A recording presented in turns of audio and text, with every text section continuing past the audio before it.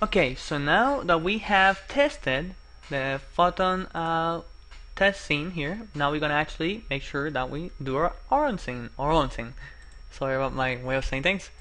Okay, so I'm gonna go ahead and open up our level, and then go to File, Role Settings. This one right here, you just go ahead and delete it, and add the current one, and then bullet, and then yes, I'm gonna bullet it over, and then replace it. So now, if you test it, it's just gonna be just the way it is right now. So it's gonna be only the little ship game going on, not network. To start out with, and then okay. So first thing to start out, everything that I've been doing so far about the tutorials is been with networking on mind. Okay. So most of the things like instantiating bullets and so on they're gonna be done using RPCs, which stands for Remote Procedural Call. Our ship, he has to be inside a resources folder. So I'm gonna go here in main project, right click, create folder, because he's doing actual regular instantiating type thing. So I'm gonna call it resources. Now make sure it's spelled the same way in here, resources, because if you didn't spell it right, then it might not work for you. Just remember that. First thing you need to know is spelling. I'm actually gonna type it on the settings on the freaking description too, just in case spelling's wrong. So I'm gonna go ahead, click on this player ship, Control D to duplicate, or you could just not. So I just gonna don't worry about it. I'm just gonna just bring him right here into the resources folder.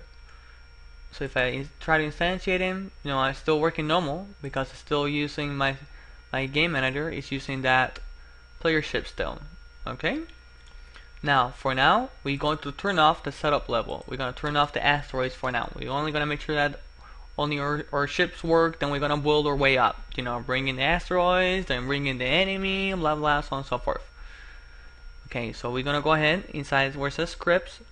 This destroy overtime script, I'm just going to just put it on their player scripts. This game manager, I'm just going to just leave it there on the player scripts. So, okay, now I'm going to make a new folder here.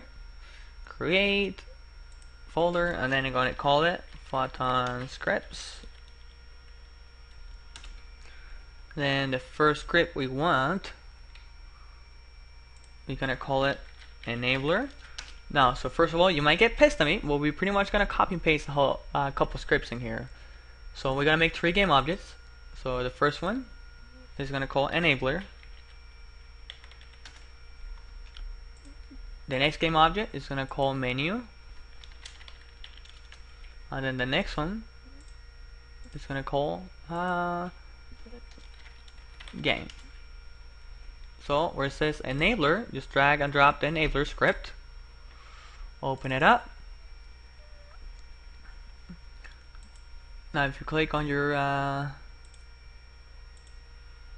right here, if you click on going down in the Unity project, if you click on menu, there's an enable script, so open that up. Go ahead in here in enabler or enabler script, delete all that. This thing right here, just copy all this and paste it in here. I can just take out the comments so it doesn't kind of mess me up sometimes if I see a whole bunch of stuff. Anyhow, our says enable script, make sure rename it, so enabler, and then you can go ahead and, you know, once you click on enabler, it's going to show like this. So where it says menu, just drag it where it says main menu. Where it says game, drag it where it says game. And then after we start copying and pasting what we need to copy and paste, we're going to dissect the code to make it so look like how we want it to. Okay? But first thing is making things work, then later is polishing. I know this glitch is somewhat sort of stuff, so it has to be fixed. I'll see you guys on the next video.